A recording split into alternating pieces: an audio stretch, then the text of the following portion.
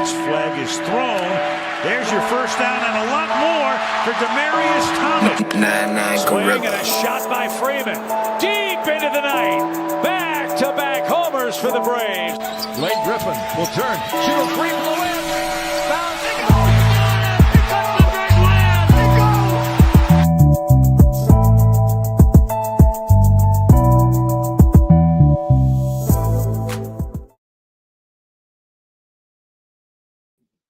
All right. Good evening.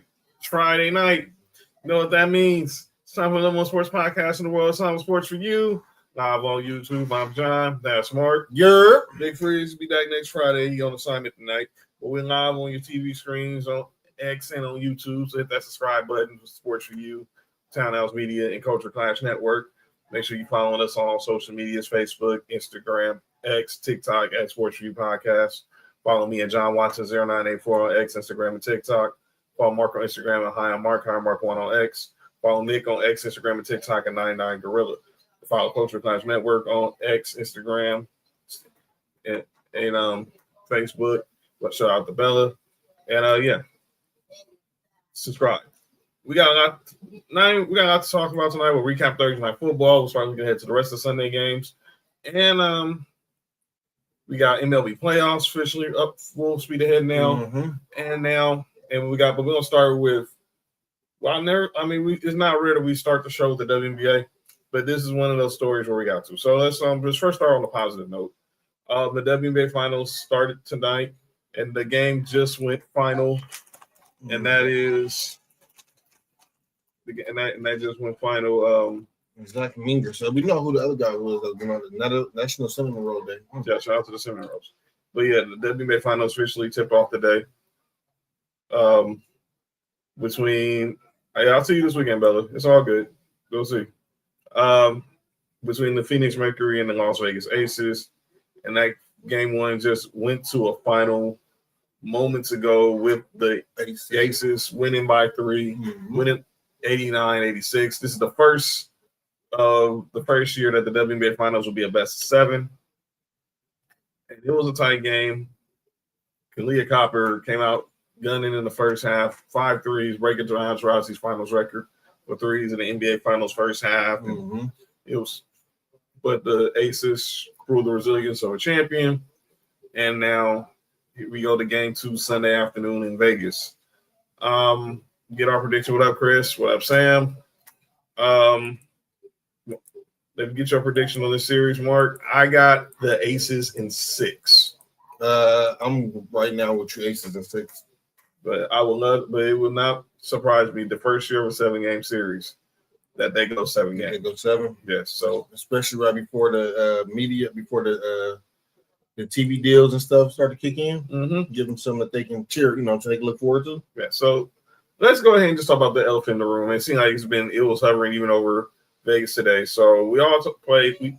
You saw on the show Tuesday. We played the audio from the video from Nafisa Collier following her doing her exit interview, in which, of course, she ethered the WNBA's leadership, specifically Commissioner Kathy Engelbert, about how her report is poor leadership, and she made some very strong comments in regards to Caitlin Clark and Angel Reese and Paige Beckers and the rest of the league and the physicality and everything. We've been wondering, what did Caitlin Clark think about these comments from Nafisa Collier? Well, we officially have Caitlin Clark.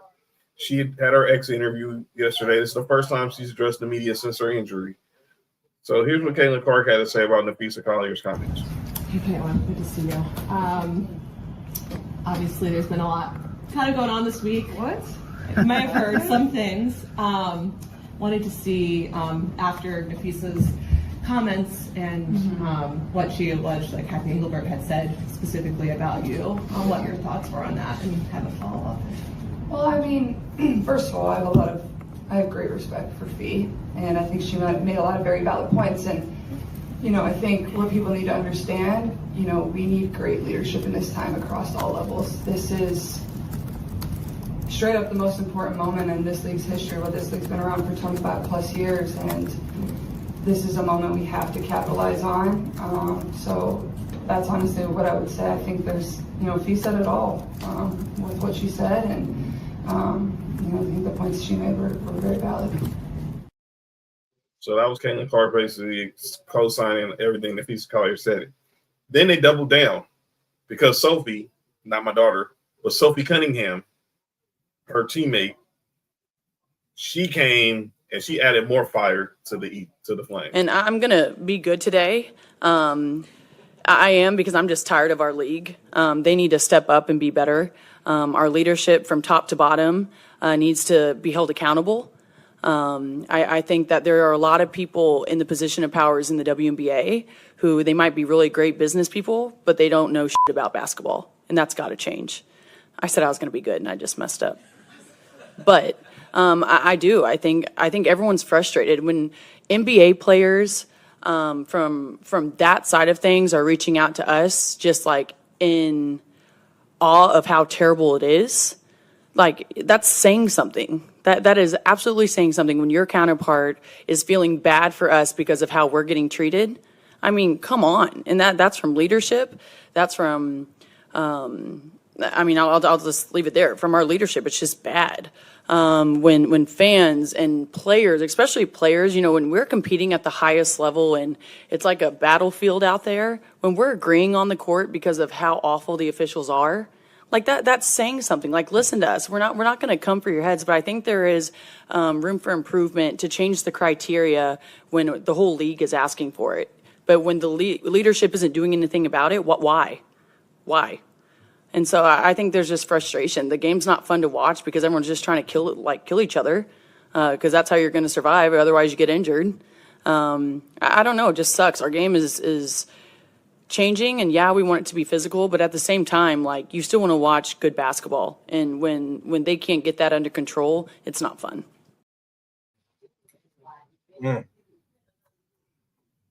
Get your thoughts on what they two said, because then we're going to obviously address the elephant in the room because the commissioner has responded. What was your first? This is my first time hearing it right now. Man. You're right? Man. Damn, like they said. Sofi, what she said was just as powerful as P. Mm-hmm. I'm glad that they standing up for it, man. And they're not backing down. Not at all. Because the only way you go get this right is by putting pressure on the powers that is now.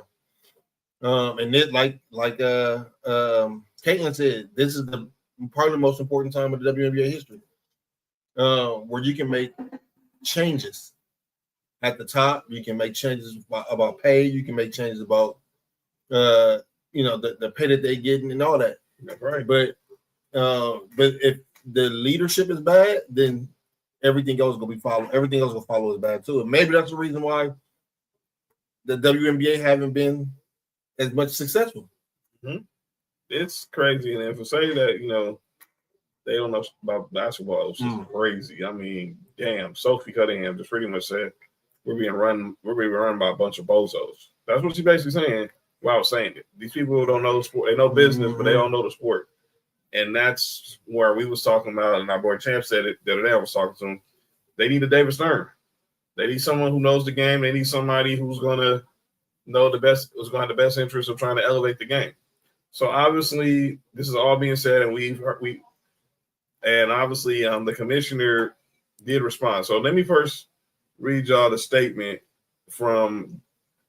This was first a statement from the WPA when Sofi Collier came out and said what she said. She's an outstanding leader and officer of the union. When Fee speaks, people listen. We are confident that our words today speak to the feelings and expressions of many, if not most, of the members. The leaders of the league and its teams will benefit from listening to her powerful statement. The players know their value, even if the league does not. They are fighting for their legacy and in the future of basketball. That was Tuesday from the WPA. So, but the commissioner did release a statement. And this is the first statement from Kathy Engelbert. I have the utmost respect for Nafisa Collier and all the players of the WNBA. Together, we have all worked tirelessly to transform this league.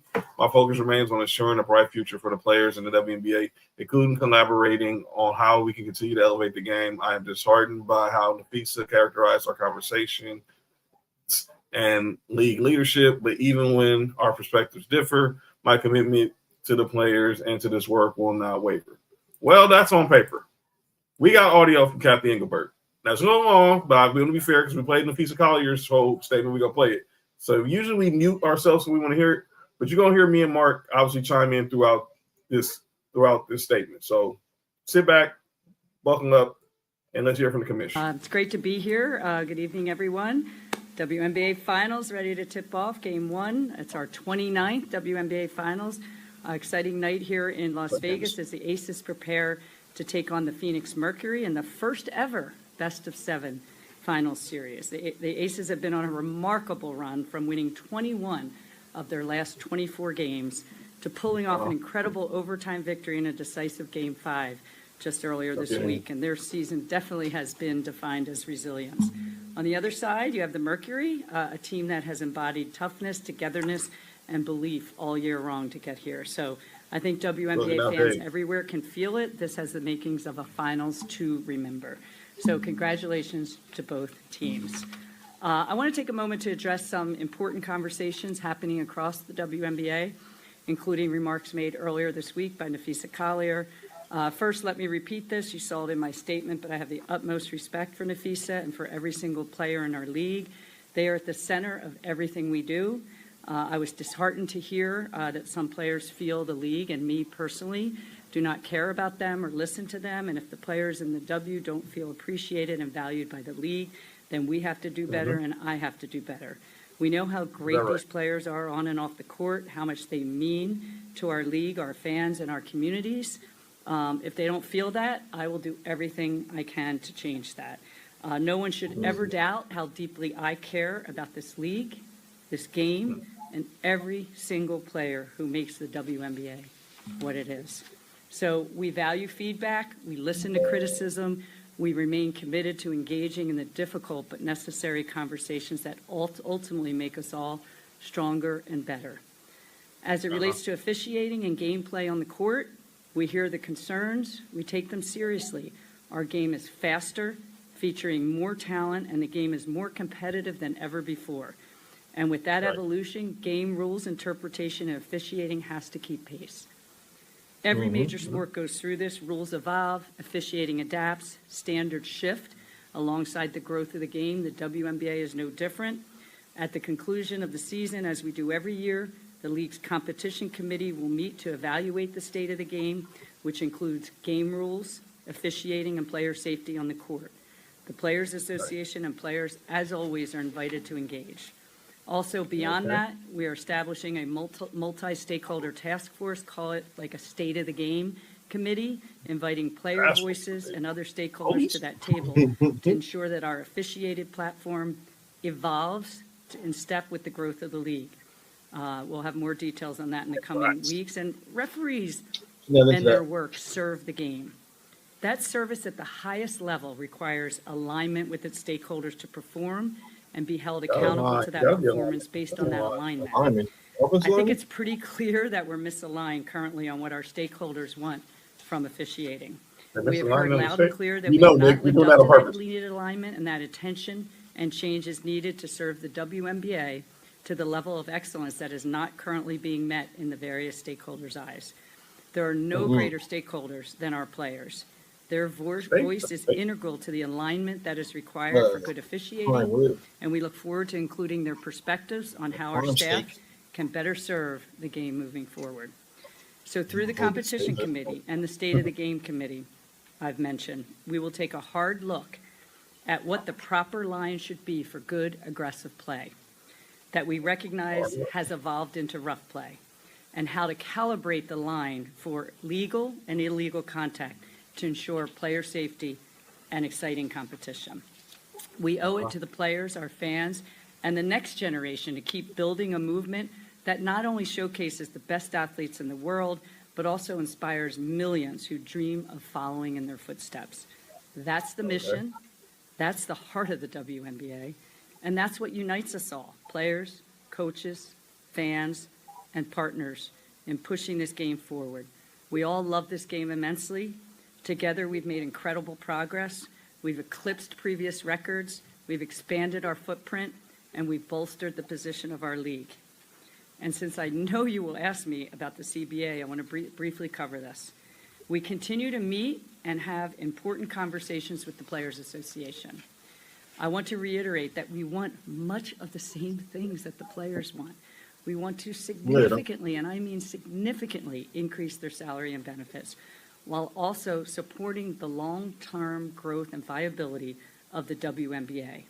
We have made proposals to that end. We have been meeting regularly throughout the summer and playoffs, and we will continue to negotiate in good faith until we get a transformative deal done. So in closing, these finals mark the end of what has been a landmark season for the WNBA, a season defined not just by the remarkable play on the court, but by the passion, the investment, and the belief in what this league can become.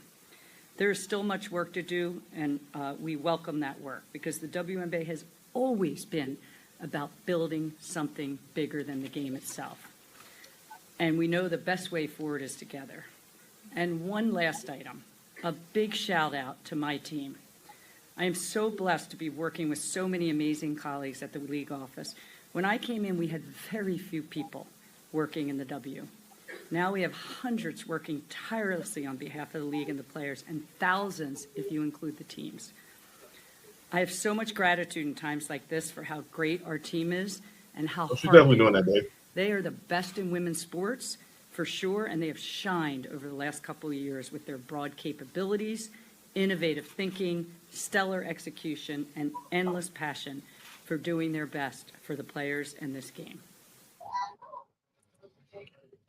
There you have it. So she was asked personally about the Caitlin Clark situation. But let me just get you as I get to that question, Mark. What did you make of what everything she said? She said too many words for I need to quit.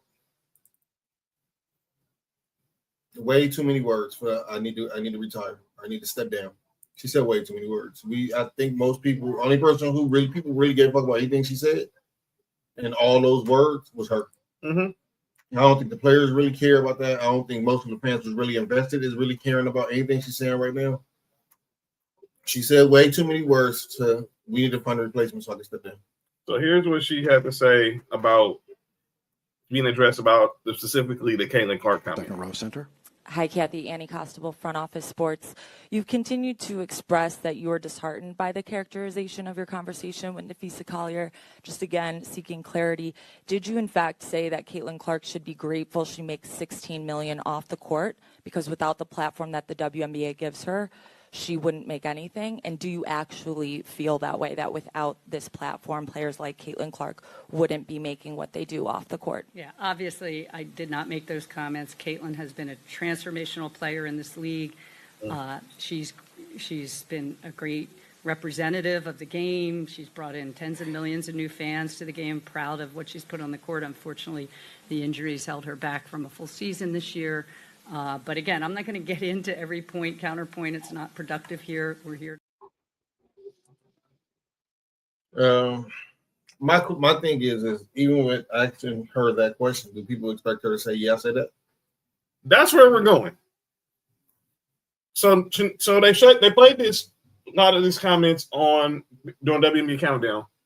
Shout out to L. Duncan, Andrea Carter, and one Sinead Gumake. And obviously, and Sinead, we all know, is a former WNBA All-Star. Yeah. And of course, her sister. Yes, she does. Shout out to the motherland. Got an H-Town. You're right. You have no idea. Man, so Here's what Shanae had to say about her pretty much being dismissive of those other comments. She said never shied away from tough situations, but unfortunately, the reality is she shied away from tough conversations, which is a negotiation.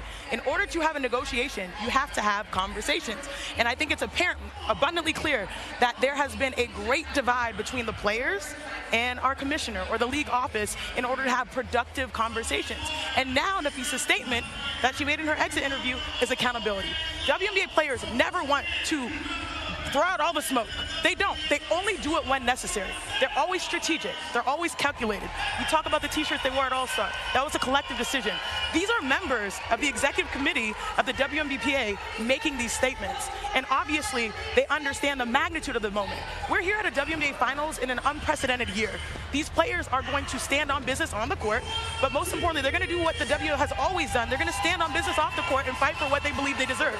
And I want people to understand, because oftentimes we mention CBA or we talk to the WNBA, we always compare it to the NBA. Well, the truth is, I said this before, comparison is a thief of joy. You think of revenue share and you're like, oh, they want the same. They want equal. No, they just want a fair share. Sure. They want to outpace inflation. They want to grow as the business grows. That is where things are at right now. So these women are smart. They've done the numbers. They run the numbers. I know this because I was previously on the executive committee, and everyone is playing their role to get to a point where they avoid a lockout. They keep this product on the floor. But in order to do that, you have to have conversations, and now it feels like it's been wasted time, and that's on Kathy, unfortunately. Ooh. She said a lot. And let me be clear, Shanae's saying that from someone who's been in that room. You just heard her say she was a part of the executive board that helped seal the last CBA. What up, Josh? Anyway, no, relax. All right. And obviously her sister's there, so she pretty much has the inside information. What up, JoJo? What up, JoJo? On what's going on with these negotiations. So my advice to Kathy Engelbert is when they are, you're going to have to sit across the negotiation desk from these women in a matter of 3 weeks. The CBA expires on Halloween, and then we're going to be possibly which means we'll be in a lockout. Mm-hmm. Clearly, these women don't trust you. Clearly, these women don't respect you. If you want to make this right, you need to look at the women eye to eye, woman to woman, and get something done.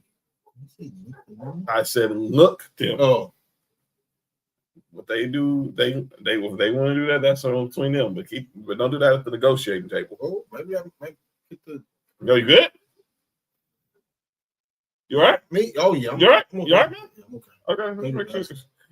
What up, Big Nick? Nick, what up with it? But yeah, it's funny. It's real funny that all this happens. Obviously, this is the day of Game 1 of the WNBA Finals, and this is the story, not the fact that the Aces are going for their third title in 4 years and all that. No, we're talking about CBA negotiations, which is total crap. So that just spoke for itself. And we'll see where this goes from here. But Kathy Engelbert has a lot of work to do if she wants to earn the trust back of her WNBA players.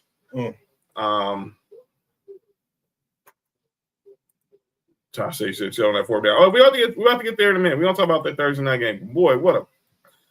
But but college football is pretty low key this week.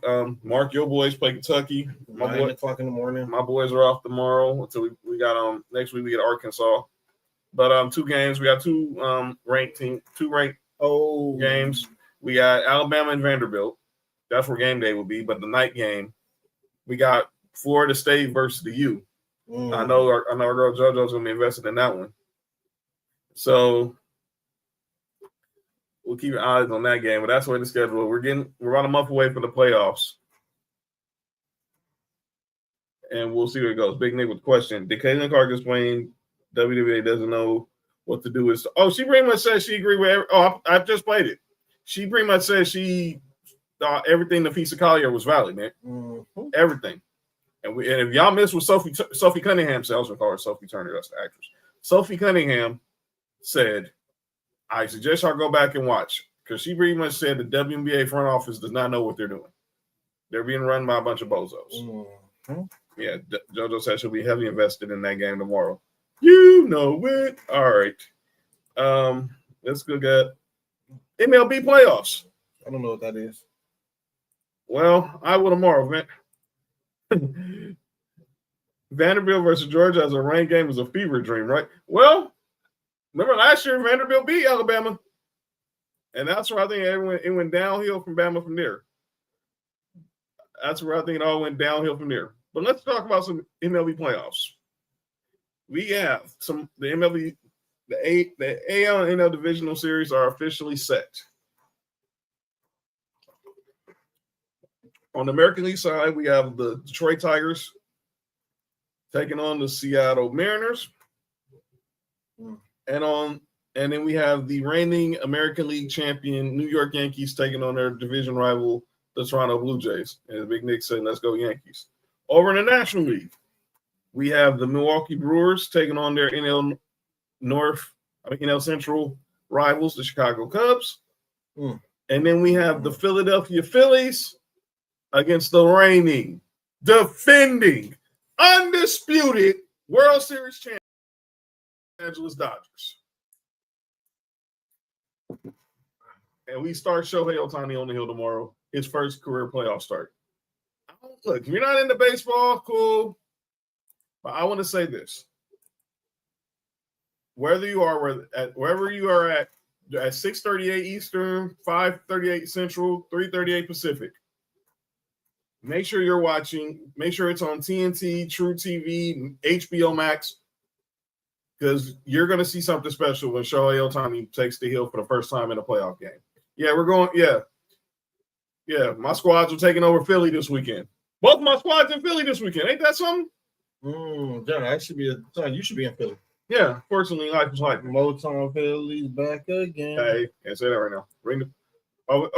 Yeah, you good? No, we can't say it right now. They was too old for me. I thought, are you good, dog? That was like in their 20s, right? One songs when their name was Boys II Men.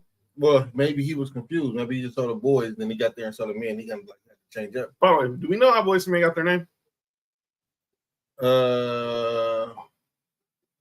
As long as you don't tell me it was by Quincy Jones or no. That was just them the song on Heartbreak. Johnny Gill song Heartbreak. Yeah. Oh, Boys. Oh, that's why they named themselves Boys II Men. That's dope. That's dope. And that's when they met Michael Bivins. They told me we named ourselves after the song Boys II Men. He kind of laughed in their face, but he's like, but we heard him sing. He was like, yo, I think these dudes go. Ain't get out of here, Will. Let's go Philly.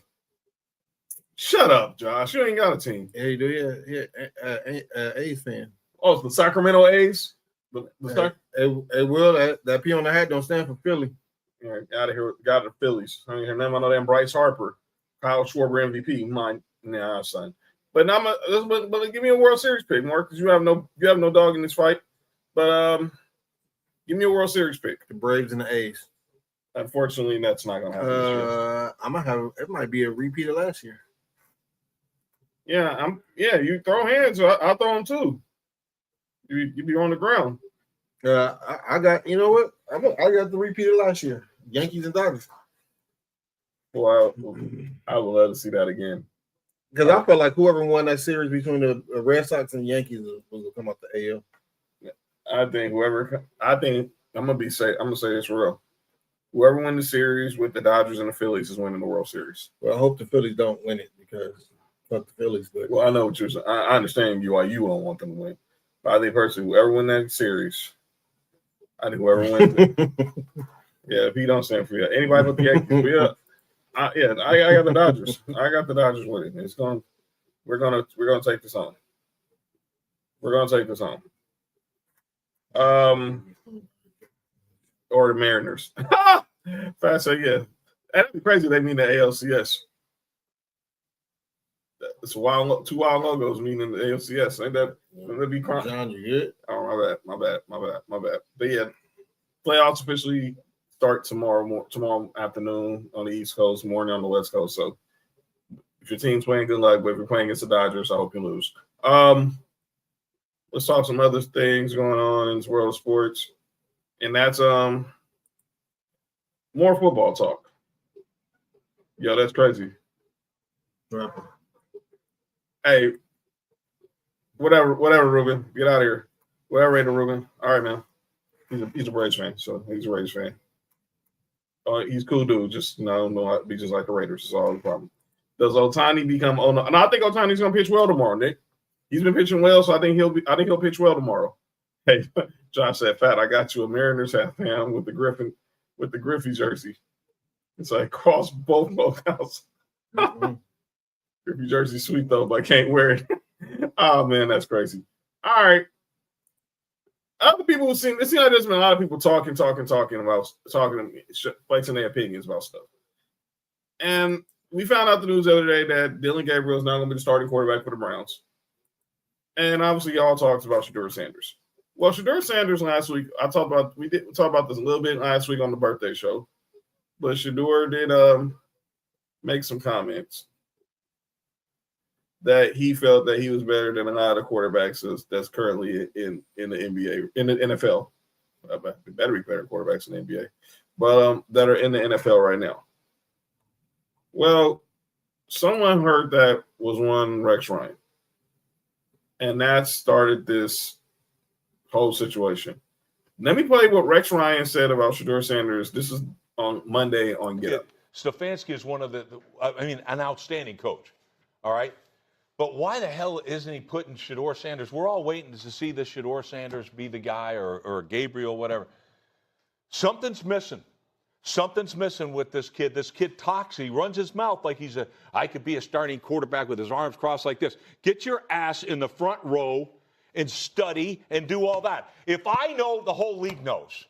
Quit being an embarrassment that way. You got the talent to be the quarterback. You should be. You should be embarrassed that you're not the quarterback now. We'll see if they make a change there. Let me say this with Rex Ryan. He's playing TV. Exactly what he was doing. Rex Ryan was playing TV. He's trying to be like Charles Barkley. He's just gonna go on there and talk and not make sense. Now, I did agree with some of the stuff he said, but the saying had him sitting in the front row. How we know we don't do that already? Which he probably does. Well, it came out that he does. There's pictures of it. So I think Rex. That's why the part I'll say where Rex is playing TV because he wants to be an entertainer. He wants to entertain. That's pretty much what he was doing. Well, Shedeur heard what Rex Ryan said the other day, and he had a media availability. My thing is, John, my bad. What do you expect a quarterback to say? You think a quarterback should come out and say, "No, I don't think I'm good enough to play"? I don't know. But here's what Shedeur did when he was asked about Dylan Gabriel being the starting quarterback.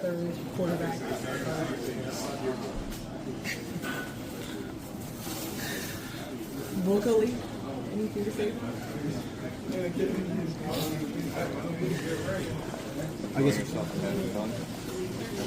one more. What do you think you have to show to the coaches just to have that belief in you that you can be ready? What can you say?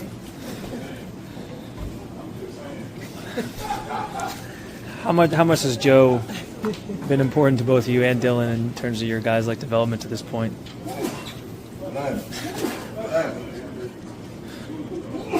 Y'all might as well.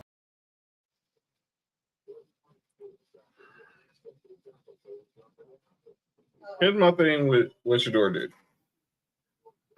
Now, everybody knew if they found out pretty much everyone knew he was just pretty much responding to Rex Ryan. Here's where Shedeur also this is where he got to learn from his daddy. You got to learn not to take the bait, young man. Because I'm going to tell you why. Browns play Sunday, right, Mark? Mm-hmm. Where are they playing? I don't know where they're playing. No, they're playing the Vikings, but where are they playing? No. They're in London. Oh. Which is going to be on during Sunday NFL Countdown. Mm-hmm. So a show's going to be on during your game. Reason why I want to tell Shedeur this. you don't need to be getting into no petty wars with Rex Ryan. He's not worth it. You defending yourself, that's all good. But now you got to know now.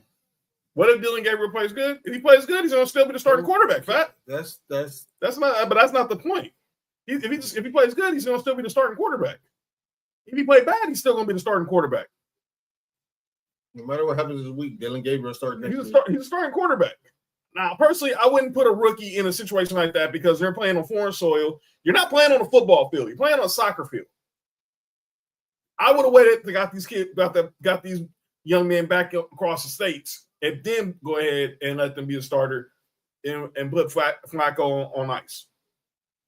Yeah, I would have let Flacco play against. I want to see who they play next week.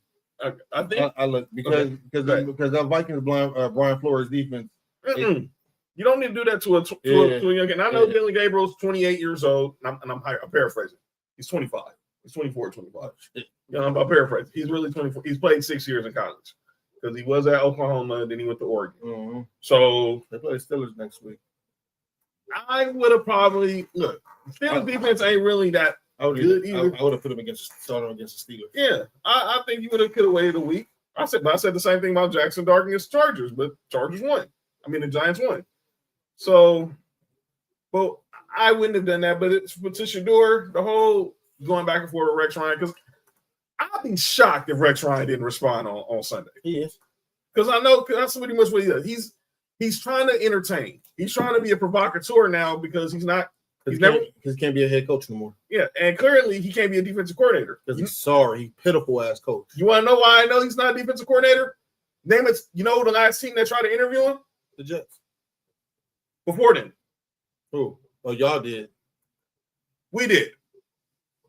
And he went at Sean Payton. And what did he do? Oh, he went at Vance Joseph and called and said, well, I could have coached this defense after that was the infamous Miami game. Hey, Rex, how the Bronco defense looking now, huh? But you also know why I know he's not a good coach. Who's the last team he coached? Gee, who was the last team he coached, Mark? Him and his pansy ass brother was the coach of the Bills. I hate Rex Ryan. So that's the thing to do with Rex. He's trying to be provocateur. So Shador, and I know your daddy's going to probably talk to you. I know some of the veterans in the locker room going to talk to you. Don't take the bait. Rex is going to respond. You don't need to respond. Stay 10 toes down and stay focused on being ready, staying ready so you can be ready. I'm not mad at what he did. I don't think he did anything. And you're right, John. What you saying as the OG, as the 40-year-old mind, yeah, you're right. Shador's 23. Yeah. But what he has, the only thing I would say to him is whatever bed you make, you're going to have to lay in it. Mm-hmm. And I agree with everything Cam said earlier. That it's a lot of teams who didn't want you because of the media circus. It's funny you said that. I have what Cam Newton said. Here's what Cam Newton said today on First Take about the whole Shador Rex Ryan exchange. You're entitled to be whoever you want to be. That's right. But just remember this, and this also goes to Coach Prime.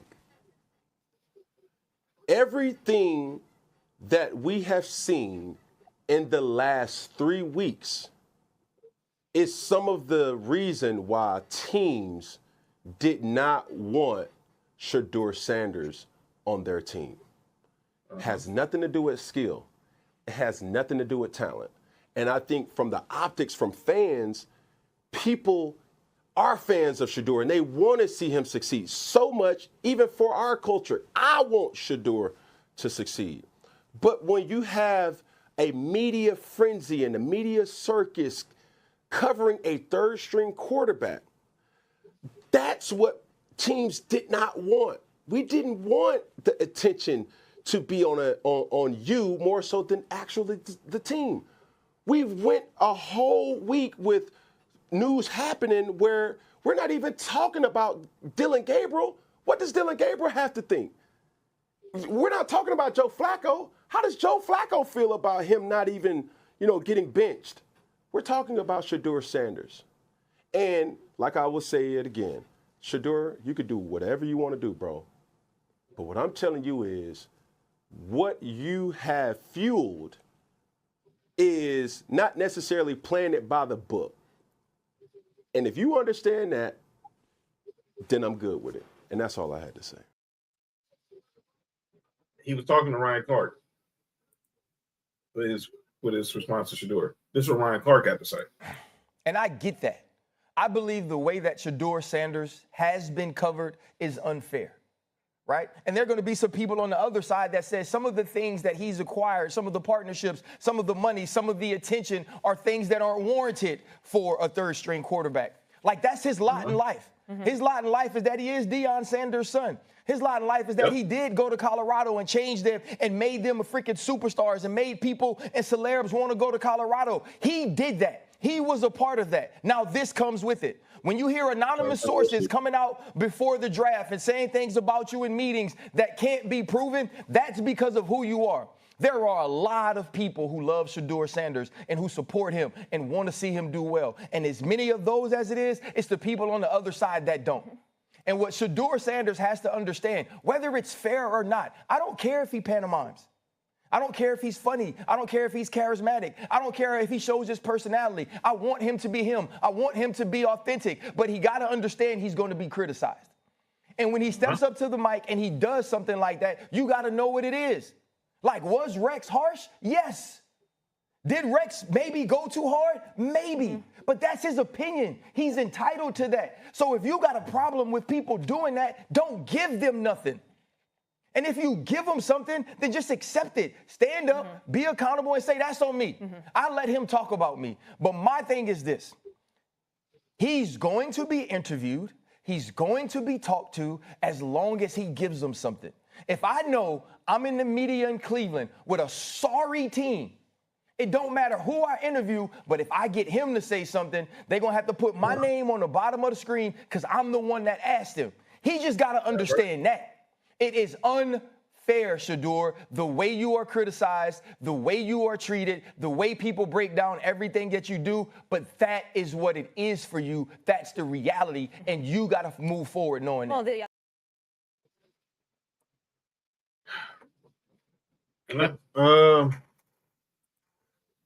What did he do to begin with? Did he think he good enough to play? I think this is where this is starting from. Him saying that he's good enough to be that he's better. He's better than some of these starting quarterbacks. Cool. What's wrong with him saying that? Again, if a quarterback comes out and say, "No, I don't think I'm good enough to be a starting quarterback," I don't even want that quarterback on my team. And I don't think nobody's gonna respect him in the locker room either. Because quarterback, because you gotta be a leader of men. People gotta know. They gotta know when you on the field. There's like Dan, I said, there's 62 of these jobs available.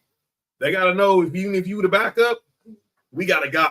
Yep, we can still depend on you. That's what we saw it last night. We saw it last night with Thursday Night Football. Thursday Night Football last night. Let's transition there. And that was the San Francisco 49ers pulling up the SoFi last night, pulling up the Inglewood. Nope. We're not doing that. Nope. Pulling up the Levi South. Here we go again with that. Did you see it last night? I did. Yes. I'm not shocked. It's still Levi South. I'm not shocked. It's still Levi South. But that's on NFL. Y'all made that bet, so LA got to suffer for it. Y'all, no one told y'all to take NFL out of LA for 22 years. Y'all did that because y'all had horrible owners. Y'all let the Ravens go back to Oakland. Y'all let George Fortieri take the Rams to St. Louis, who lost the Cardinals to Arizona. Sorry, Martin. Let's go to Arizona. Come on, man. You know what y'all were doing. You had plenty of time to bring the NFL back to LA 22 years ago, from 94 to 2016. Y'all made it as leverage to get everyone else state stadiums. And when the leverage ran out, Stan Kroenke was like, I got the money. I'm coming here whether you like it or not. And that's exactly what happened. And I'm glad because I do get to see the Broncos once a year when they play the Chargers. So I'm happy for it. I'm happy for it. Now, personally, I don't think the Chargers deserve to be here. They should go back up to San Diego, but that's not going to happen. They're here. So, cry me a river. Get over it. But back to that game last night. This is what Mark was just hitting on this last night with Mac Jones. Mac Jones is now on his third team in 5 years. drafted by the Patriots, didn't work out, gets traded to the Jacksonville. That didn't work out. Now he's with the 49ers. The team that really wanted to draft him back in 2021. My boy Robert Wilkins in here, the lawyer. My coworker had season tickets for the Rams to Sofi Open. He said there has never been more 49er fans there than there were last night. So the Niners are one of those teams who travel. LA, California, wherever you are, you're gonna see some Niner red wherever you go. They travel because they were pretty much the team of Cali for a good 2 decades before when the Rams moved back to before the Rams and the Raiders had moved. But they became pretty much the pseudo team for Cali, the step team for Cali. But this is back to the game. Mac Jones was cooking last night. I ain't even lie. He went in there and he did what a backup was supposed to do. They didn't have Brock Purdy, didn't have Juwan Jennings, still don't have Brandon Ayuk, still don't got George Kittle. Ricky didn't play. No Ricky Pearsall. Kendrick Bourne was looking like Kendrick Lamar or Jason Bourne last night. Gee, and I wonder. I'm shocked that, and this is why they understand where I think where Chris Shula, their defensive coordinator, Rams got out coached. Mac Jones was in New England, right? Mm-hmm. Who was one of his teammates? Shula was? No, who was one of his teammates? Kendrick Bourne? Exactly. Mm-hmm. Why do you think that chemistry looked so effortless? Because granted, he's only just now been with the 49ers this season. He had one guy out there he had a rapport with from years from a previous team. And it seemed like every time he got the ball, nobody could stop Kendrick Bourne anytime he got the ball. 9 receptions, 132 yards last night. Domination. Purity domination last night. I'm happy for him because the game before he had a couple of key drops the game before. So I was happy to see him rebound for that. And then obviously they played a good game. And Kyle Shanahan, he's always had McVay's number. There's been no surprise there. Brian McVay has the Super Bowl. He got the win over in the NFC Championship. But any other time, when it's teacher versus student, the teacher is always won. McVay, Kyle Shanahan, I think I saw he's 11-5 all time versus Sean McVay. And that's where I'll go to the Rams. There's a reason why I call this episode Stay Fumbling. What up, Faith? Because like Kathy Engelbert, Kyron Williams should stay fumbling. Wade Corum was fumbling. Mm-hmm. I don't care if he got hit in the helmet. You don't fumble on the 1 yard line. That was good defense. They just paid you they just signed you for this contract, and you still dealing with these issues. Kyron Williams has 10 fumbles in his first 3 years in the NFL. 7 of them have been recovered have led to turnovers. Mm-hmm. That's the most in the NFL. And here where we go. We get to the game. We get to overtime. Boy, the Rams got some issues. Obviously, that's one. Their kicker, Joshua Carty.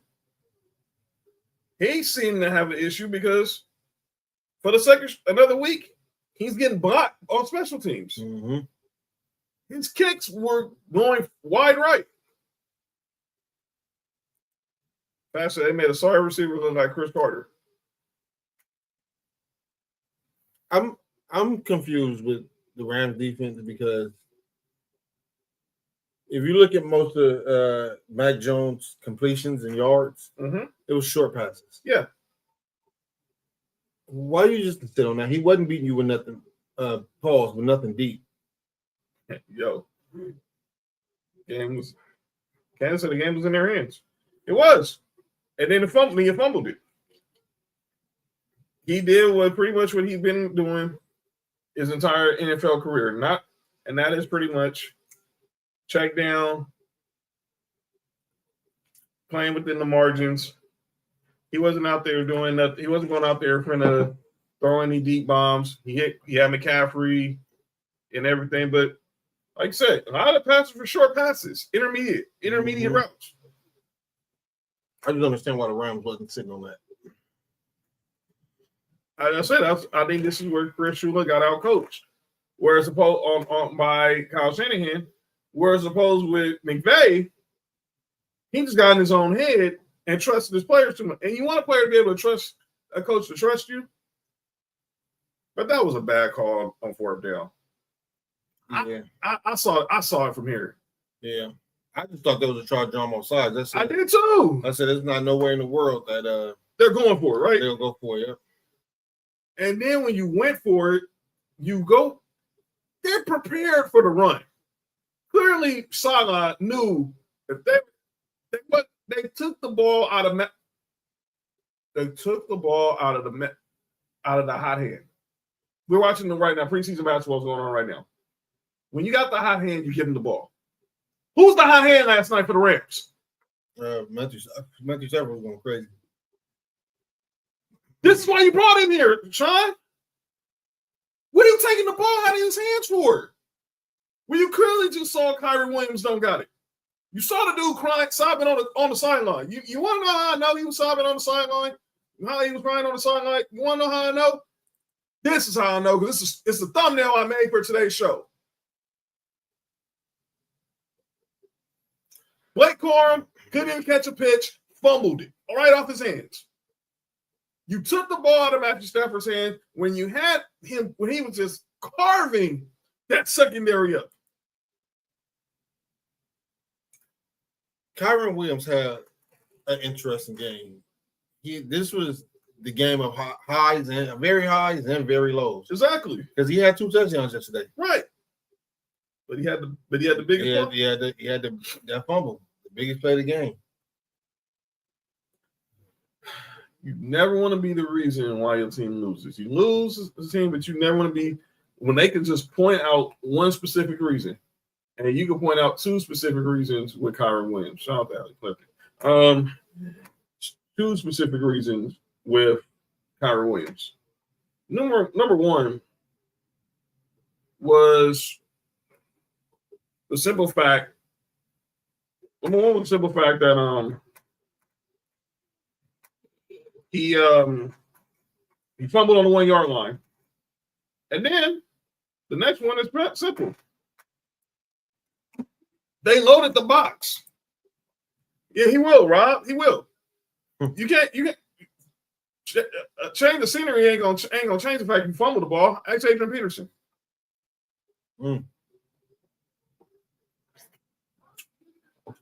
He was in his own head because they said when he was running the ball with 2 hands, he looked like he was scared to drop the ball.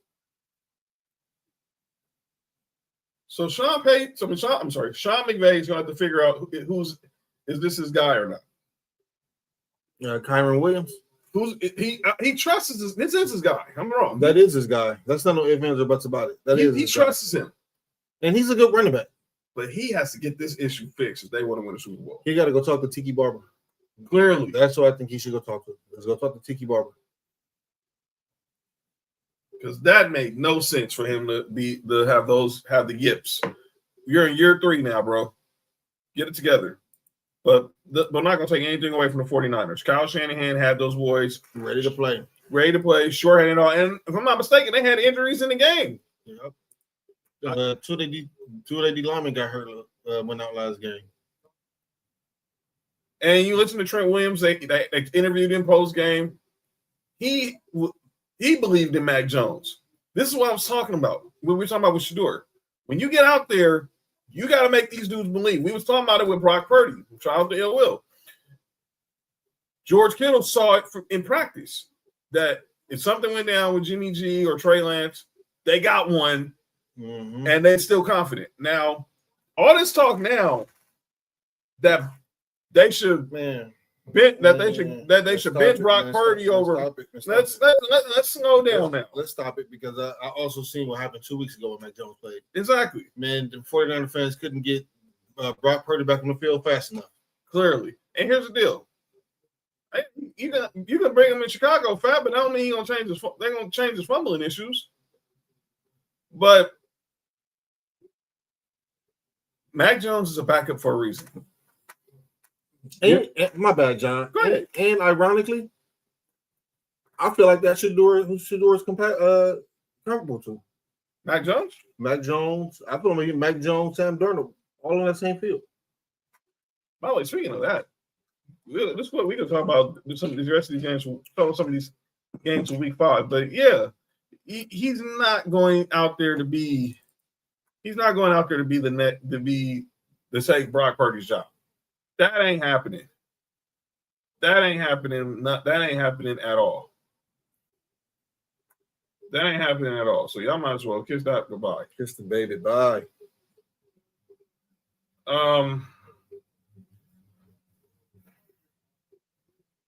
So look at some of these games on Sunday. We also made our picks for the week on Tuesday. We did get right here. We talked about the Vikings and the Browns game that's happening in London. Texans Ravens game. We pretty much knew now. Lamar Jackson will not play on Sunday.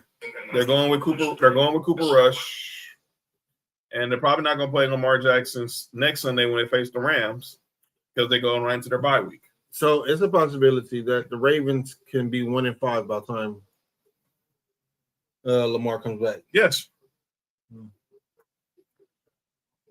I'm looking at obviously my game. My Broncos going up against Bella's Eagles. Shout out to you, KC, wherever you at. Wherever you at. I'll be reaching out to you, brother. Yeah, we still got to talk about that. Jalen Hurts being better than these other quarterbacks. Yeah. This is going to be a real marquee game in the middle of the afternoon games. That's Buccaneers at Seattle. I was watching Good Morning Football. I don't give a fuck about none of that. He can come to Soldier Field ASAP. But this Buccaneers Seahawks game, Sam Darnold and Baker Mayfield. You want to talk about the tale of two identical stories? These two quarterbacks, and shout out to the great Kyle Brandt, who did a great job on this earlier. My Lord. Both were obviously the top QBs in the 2018 NFL draft. We know that that Baker Mayfield went number 1. Sam Darnold goes to the Browns. Sam Darnold goes 3 to the Jets. A lot of people had Sam Darnold as a top quarterback, but they went with Baker Mayfield. Clearly, both of them didn't pan out there. Sam Darnold gets traded to Carolina. And then, because obviously the Jets were just the Jets. Baker Mayfield did actually lead the Browns to a playoff win against the Steelers in 2020. Granted, it was in the bubble. Who cares? They got the win. He made the Steelers look real fraudulent for starting like 12-0 or something. Mm-hmm. Wait, I do remember that year. Yeah, and then obviously they went in and traded for Deshaun Watson. That didn't work. They sent Baker Mayfield to Carolina, and him and Sam Darnold were teammates for a few games. Eventually, it didn't work out, and Baker Mayfield got released. And he ended up with the Rams for the final 5 games of the season. And obviously, he feels that little stint with Sean McVay resurrected his career. Yep, I about to say that changed Baker's career. And now here he is with Tampa Bay on for 1-year deal, fresh off Tom Brady's retirement. And then he ends up signing long-term, and now here he is finding a home with the Buccaneers. And has been one of the most prolific passers in the game right now. After Sam Darnold, he spends a year with the 49ers under Kyle Shanahan. He said that helped him out a lot. And then he goes to the Vikings, and obviously J.J. McCarthy gets hurt as a rookie, and Sam Darnold gets thrown in as a starter and clearly helps them get to the playoffs. Obviously, they move on from him. He goes to Seattle, and right now they're 3-1. So you tell you right now, sometimes the situation matters, the coaching matters. Mm-hmm. And clearly, they were playing for the two worst, most dysfunctional franchises in sports, and now they're going to stable franchises and they're doing their thing. Jaden Daniels will be back Sunday when the Commanders are out here in LA to take on the Chargers. That should be a good game. The question was asked on First Take earlier today. Who would you want to build your franchise around? Justin Herbert or Jaden Daniels?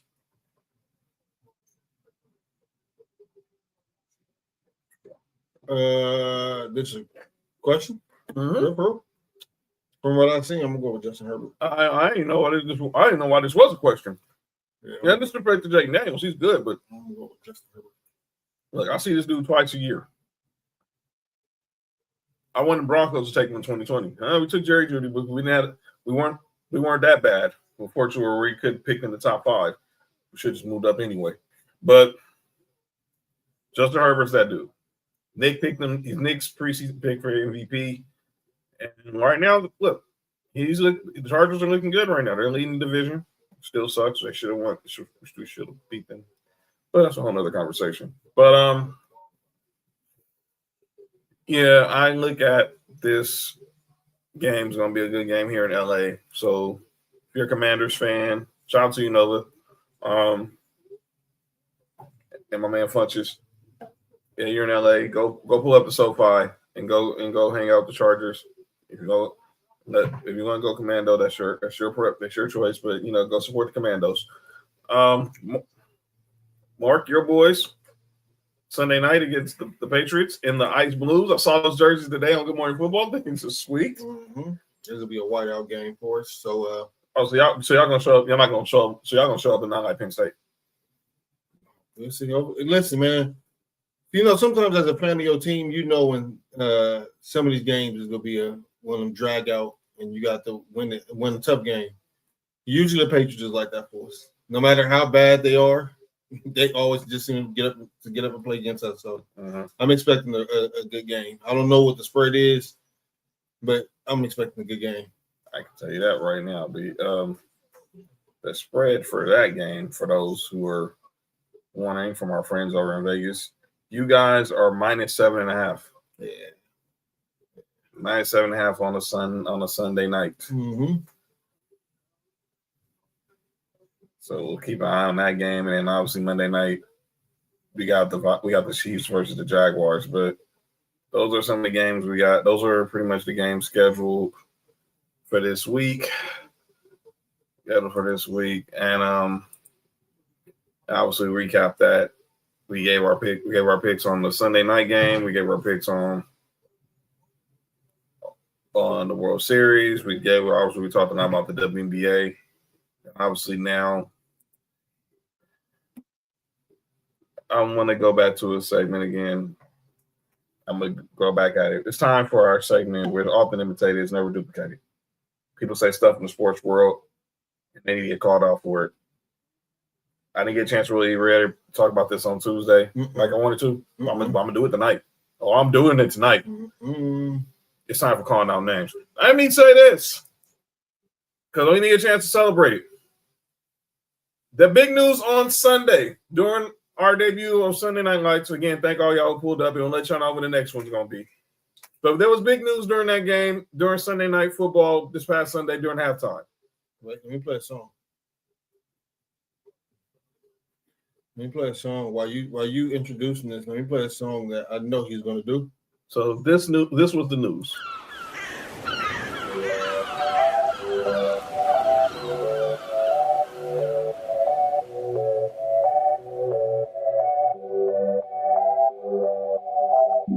Se acostó temprano, mañana hay que estudiar. Pero llamó a la amiga diciendo pa' janguear. Bad Bunny. Bad freaking Bunny. They didn't even play the drop. Oh, let him hear it. Let him hear it. You just talk. I'm a second for him. Bad Bunny. I'm going to be DJ right now. Bad Bunny is going to be headlining the Super Bowl halftime show this February in Santa Clara. Benito is going to make his only appearance in the States when he performs at Levi Stadium.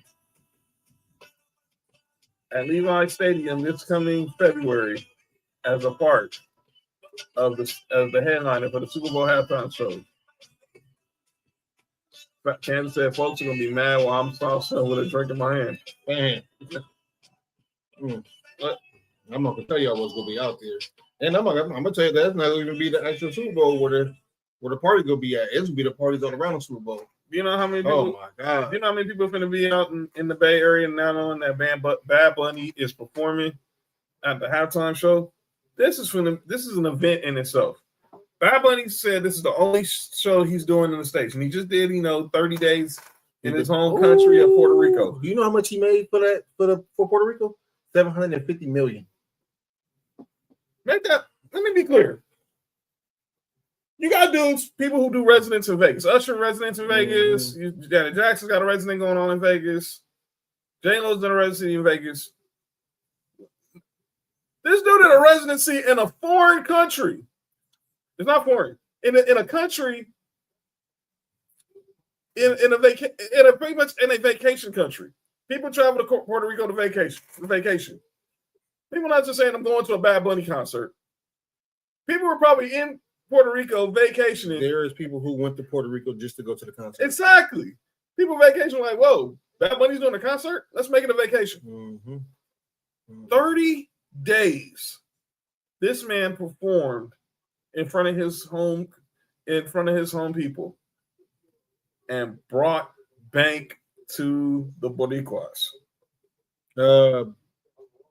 And I was just reading about this. He said he didn't want to perform in the States because he was worried about ICE invading the concert and taking some of the quote unquote immigrants. I'm not gonna say illegal, but immigrants. So and there's talking about there's gonna be ICE people at the Super Bowl. I guarantee you they won't. Man, it's calm down. I can tell you where it won't be at. I can tell you where you don't never have to worry about that. It's at the actual Super Bowl. That's not. They're not going to. They're not. Sorry, ICE. You this is a $4 or $5 billion investment. Yeah, y'all gotta take the L. Yeah, y'all can go set up in Oakland somewhere. Go to Vallejo. Yeah. I know people. I know people in Vallejo. Go to San Jose. I got people in San Jose. Y'all stay away from Frisco. But shout out to Bad Bunny, man. Shut up, fat. Oh man. But this is the reason why I did a call on that. I talked about this the other day, but I'm gonna go ahead and go the real ether while I'm gonna do it now. Because we was obviously pressed for time so we can get the highlights out for the show. Demonic? Nice decision. This is a horrific decision. Why? This is why? Hold on. In everything in your power, Jason. It's an anti-ICE rally. That's all. This is trolling Donald Trump in Northern California. This is Gavin Newsom and Nancy Pelosi and Kamala Harris saying, hey, look, they just had a Charlie Kirk memorial service that had a pretty pro-Christian message and was powerful. And we're going to respond with the most demonic, Marxist, open borders. And how's it demonic?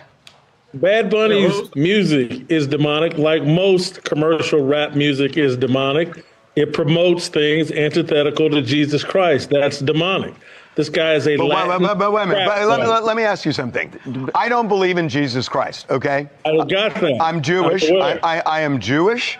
And are you saying that every Jew is, by definition, then demonic? Are you a gangster rapper? I'm talking about music, Harvey. But Jason, you sound when I was 7 years old, they said this about Elvis Presley. What you are saying is exactly what what other parents said about Elvis, that he was the devil, that he was going to corrupt kids. They said it about the Beatles and the Rolling Stones. This is an old story. It is, and you know what? Your parents may have been right about Elvis. I was not an Elvis. I wasn't around when Elvis was really popular. Look, I love the Isley Brothers. I love Jodeci. I love a lot of older music, older R&B music, but this rap thing is clearly demonic. Jason, is it? Is it? Is it? Is it? Really? Really? Really? People ask a question. How do you end up on the Calling Out Names Hall of Fame? Saying dumb stuff like that. Let me get this straight. And I'm a Christian. What's demonic about hip hop? What's demonic about Nas? What's demonic about Kendrick Lamar? What's demonic about Tupac? Snoop, Dr. Dre, Ice Cube, Jay-Z. What's demonic? What? You gonna say something's demonic? You better have some proof. There was nothing demonic about Bad Bunny's music. You just don't understand it because it ain't in English. I don't care. If he plays Booker T, the song Booker T, I'm vibing. He plays the song we just played, if he goes back to the trap music, I'm vibing. I don't want to hear no crap about it. That's demonic. You know what? Well, it's gonna be 70,000 people worshiping the devil that day, that Sunday. You said 70,000? Well, I'm just saying inside Levi Stadium. But if you go in that Santa Clara area, there's gonna be over 2, 3, 4, 5 billion. There's about 7 billion people. They're gonna lay all their morals down by the riverside. Get the F out of here, Jason Whitlock. You gotta be kidding me, bro. Oh, Jack Bad Bunny's demonic. It's the man. Not funny, man. That's funny. I know what Bad Bunny bring out, so yeah, and he ain't gonna bring them out. Trust me, he ain't gonna bring them out. The Puerto Rican flag will be well represented in Santa Clara that week. That's crazy. It's not even just there. It's not even just Puerto Ricans. It's all Latinos. It's crazy. Pratt said definitely part of the Super Bowl when I go fix my plate. Yeah, I'm gonna fix my plate too, man. I'm gonna be sitting there I'm like, yeah. I'm gonna be watching. I'm gonna be watching what's around because I know what he brings out. That's all I'm saying. Mm-hmm. You just got to know. You don't know. Do your research. Do your research. Trust me, he was just here last year at Stadium Center. It's a nice crowd he brings out. Your research. It's a nice crowd. Oh my God. Yeah. I had to go. Is that right, Nelson? I had to go drop them off at one of them concerts. When I say, yeah, get out of here. Yeah. Well, forgive me, Lord, for I have sinned. I'm going to look for. They ain't gonna be out. You're gonna be shooting your shot, Candace. Trust me, please.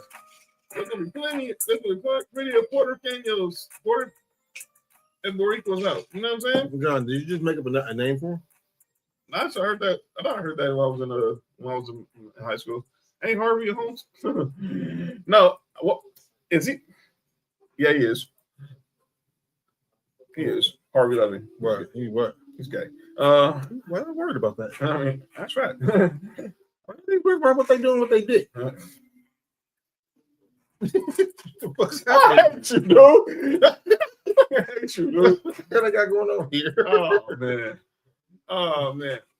But yeah, get out of here with that crap, man. Mark, you got anybody you want to call out, man?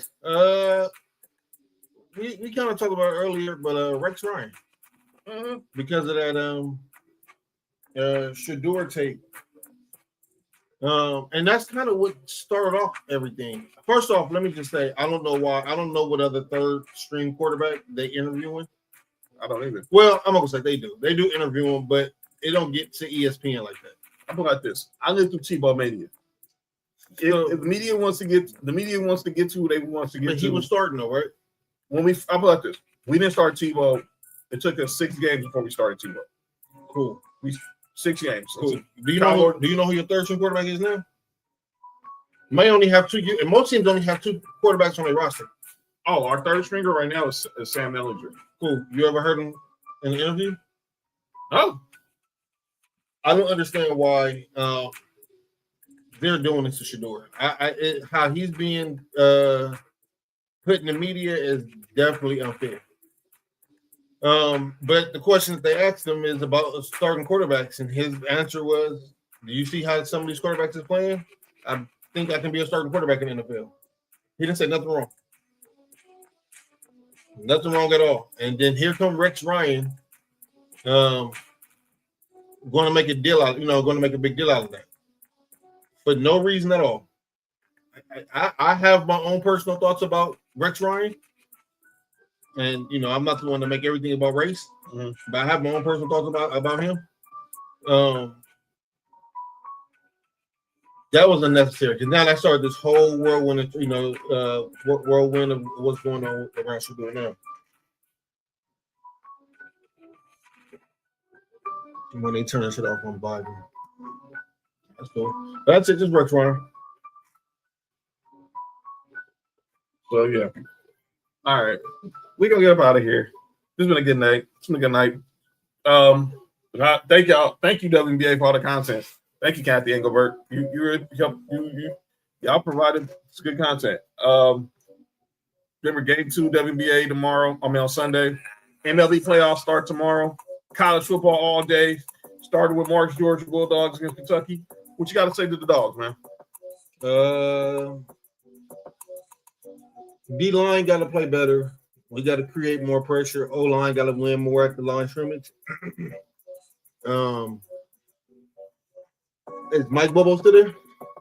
As of 8:40 Pacific time, yes. Then Bubble Screen Mania coming tomorrow.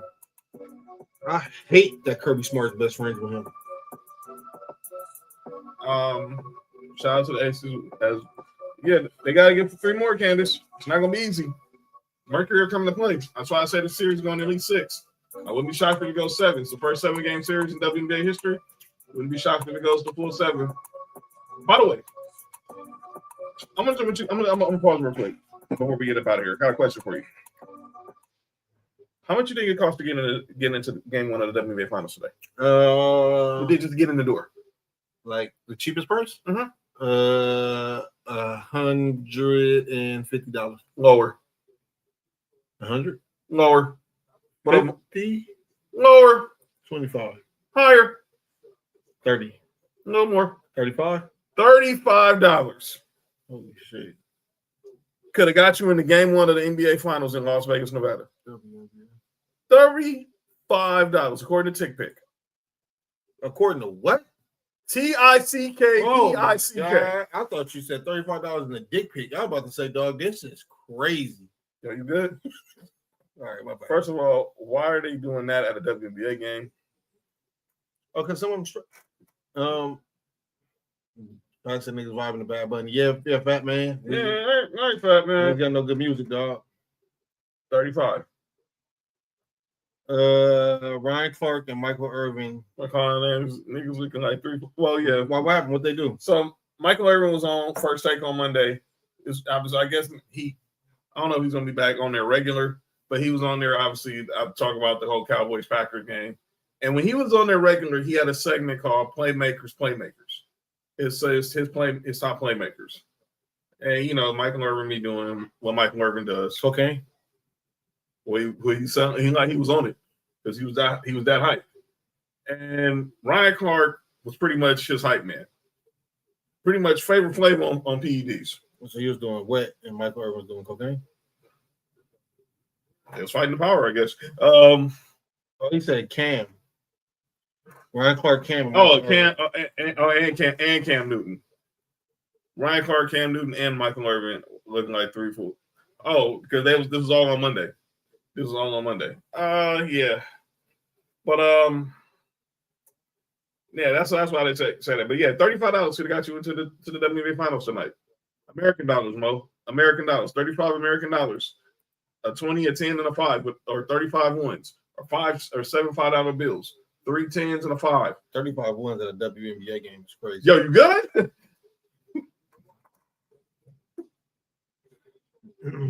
That would have got you into the game. I don't know what's going to be the get-in price for Sunday for game 2. Probably a little more because it's on the weekend, but $35 gets you the back.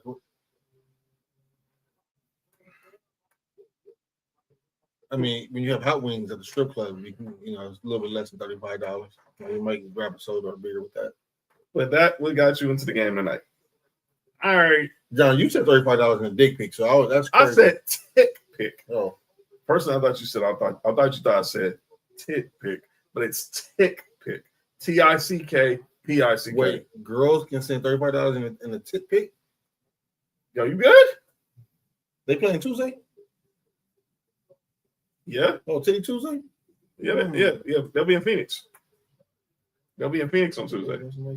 They'll be in Phoenix on Tuesday. They'll be in Vegas. They'll be in Vegas tomorrow. Sunday. They'll be in Phoenix for games 3 and 4.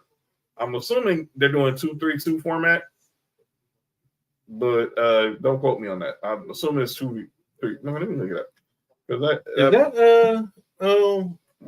Duke from Marcus Smart? Oh no, not him, not Mark Smart.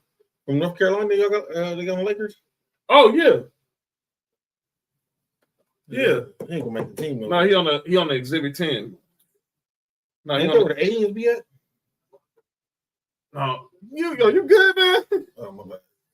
All right, now so so they're going game 3 will be it's actually Wednesday in Phoenix. Game 4 is Friday in Phoenix. So it is, if necessary, game 5 goes back to Vegas. So they're going 2-2, 1-1. Oh, okay. Happy ending should be Yo, Mo, you good? It said $35 is a long way at a run and a rubbing tub. Oh no, that's wild. I have more fat. That's black. That's so the chickens good. Well, that's insane. But yeah, my Volunteers are off on Saturday. We play Arkansas next week. But I'm gonna say this to the Dodgers: y'all do play tomorrow. Let's go get it done.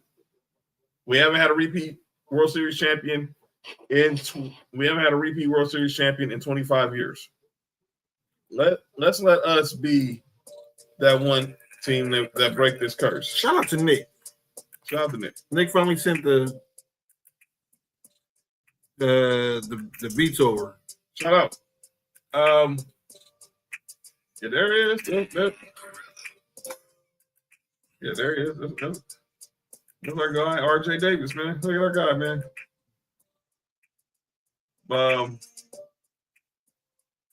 Go get this. Go win. I got Dodgers in 5, and I think whoever comes out of this series wins the World Series. I think we can beat the Cubs. Then we beat the Brewers, and I think we can beat whoever's from out in the American League. Right? It's just the Yankees, the Mariners, the Tigers, or the Blue Jays. Sorry, Mo. But let's be the first team to win back-to-back World Series since 99-2000. We can do this. And Dave Roberts, Andrew Friedman, read my lips. I do not want to see Tanner Scott or Blake Trinan in this series. We're putting Clayton Kershaw in the bullpen. I don't want to see I do not want to see any of those bullpen relievers. Maybe 1 or 2. I don't want to see Tanner Scott. I don't want to see Blake Trinan. I might not want to see Justin Robleski. You can play Alex Vesia. I don't want to see them dudes during this series. Good God Almighty. All right, we can go. All right. I got to ask you something. All right, so Broncos. Let's try to be the team that gives the Eagles their first loss on Sunday. And then that's all I got. What you got to say for the Bills? Bills don't play down to the competition. Let's get in there. Blow them out, knock them out, rest for the next game. All right. We're going to get up out of here. We'll be back on Tuesday. Now, remember, Cody won't be here Tuesday. He's on vacation with the fam. He'll be back with us next week, though. Shout out to Cody. 2 weeks. So if you got any fantasy questions, you can reach out to him on Twitter or Instagram at Ballers and Briefs, or reach out to his person. Nope. Don't reach out to his person. Nope. Ballers and Briefs. Reach out to Ballers and Briefs on Twitter, Instagram, and Facebook if you have any fantasy football questions going into this weekend. Make sure you subscribe to Sports4U on YouTube, Townhouse on YouTube, Culture Clash on YouTube. Follow us on X, Instagram, Facebook, TikTok, Sports4U Podcast. Follow Culture Clash on X, Instagram. Follow me at John Watson 0984 on X, Instagram, and TikTok. Follow Mark on Instagram. Hi, I'm Mark. Hi, Mark1 on X. Follow Nick on X, Instagram, and TikTok at 99Gorilla. Where I'll be back on Tuesday. Enjoy the football. Enjoy the baseball. Enjoy the WNBA Finals. This has been another great episode of Sports for You. I'm John. That was Mark. And we'll see y'all on Tuesday. Peace out, everybody.